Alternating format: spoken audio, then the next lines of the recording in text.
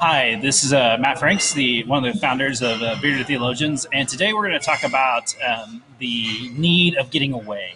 And it just so happens that we are in Oklahoma City together, and so we're going to share kind of a live conversation with us actually physically in the room together versus being miles apart on Google Hangouts. And so today, like I said, we're going to talk about the importance of getting away. And so I'll let Zach start. So, so I'm here in Oklahoma City with my family. We took the week. It's our spring break, and we took the week to get away. We have a pending move to a new church, as well as finishing up ministry at our current church. And so the importance of getting away, we knew we weren't going to get a family vacation this summer with all of that going on. So we knew we had to get away now, and this was the perfect time. And so we chose Oklahoma City. And we're on day 2 of our vacation, and it hasn't disappointed. We've got to enjoy our kids. My wife and I being in the car for a total of like 10 hours driving.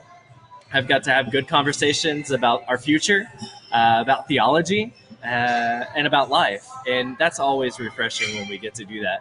And so that's important to connect to my wife that way, as well as my kids. We took them to the zoo today, and it was great. It's been a good, relaxing week, and I feel refreshed, and we have like 3 more days of our vacation, and I look forward to the rest of it.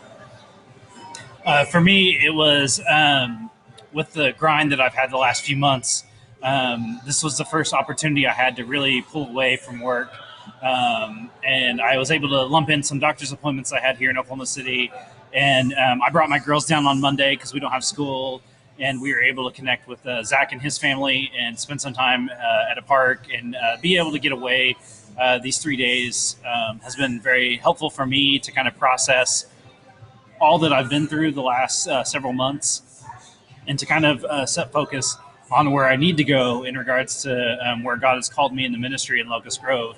And so the idea of getting away is very important for me because it allows me to focus and it allows me to kind of reflect on what's been going on in the last few months and to see maybe where I haven't been as faithful as I would need to be and where some areas I can improve, but where are some areas that I don't necessarily need to improve on.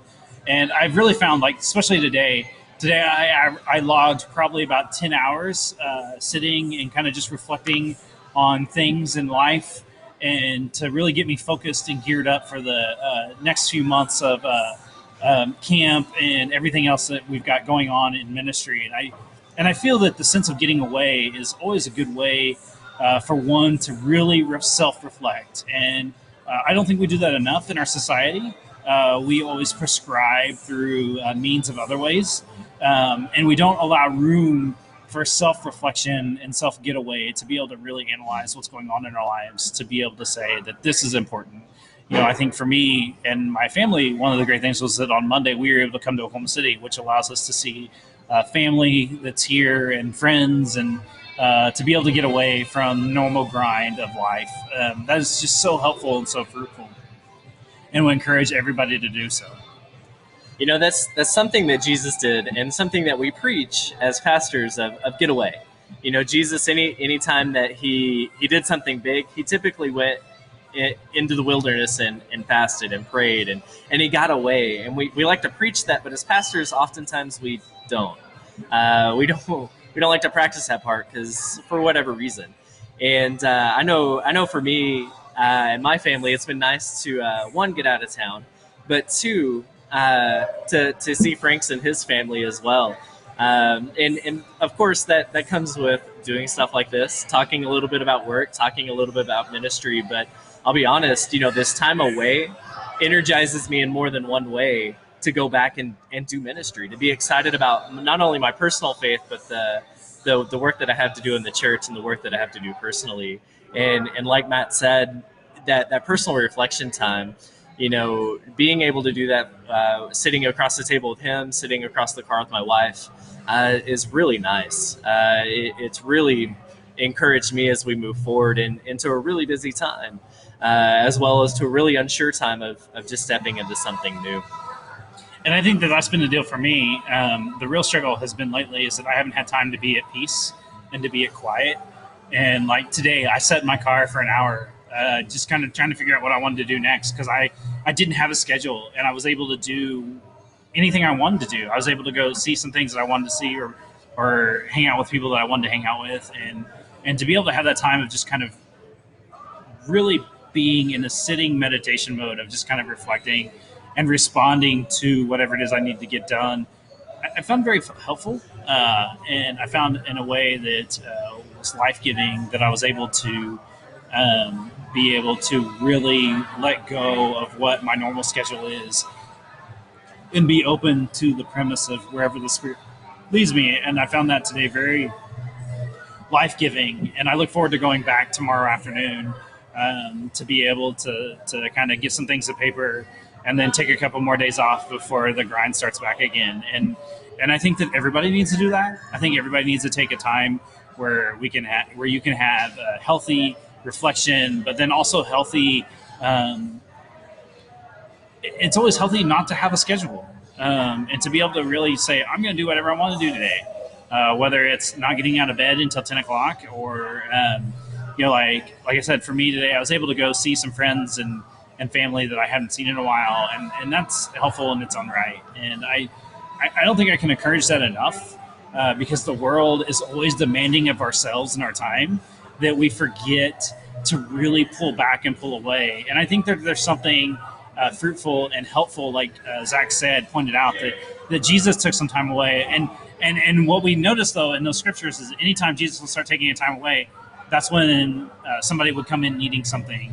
And we have to be able to say, no, I need to take this time for me, because if not, I can't serve you in the fullness that I am. And so I think that that's something that we all have to pay attention to, whatever profession we're in.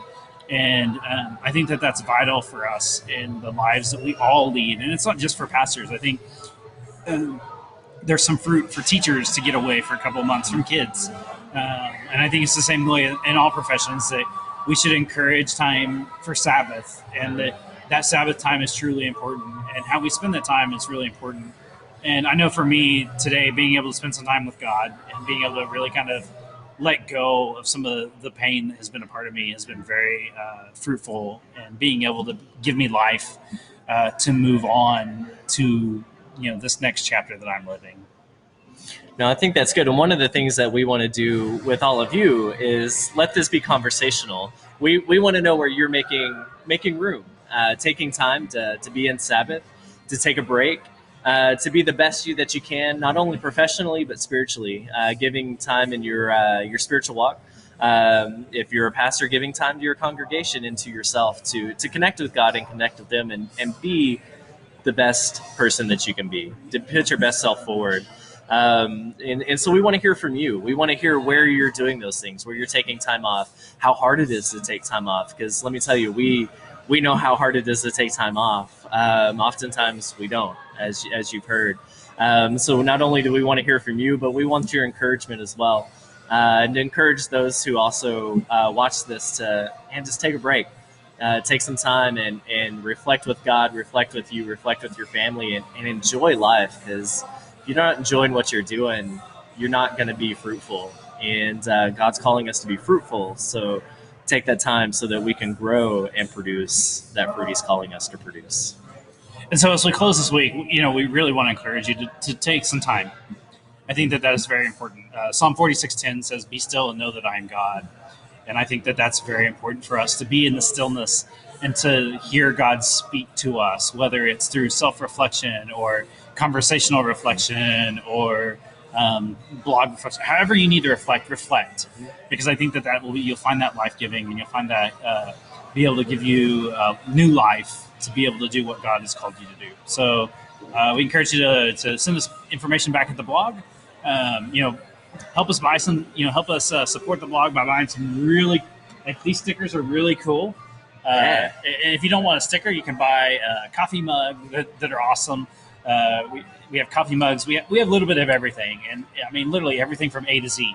And so we'd encourage you to look at our website at beardedtheologians.com and engage with us and what we've posted in the past and even in the present, or even maybe make some suggestions for us to respond to.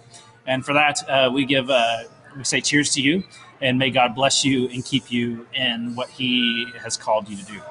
Amen.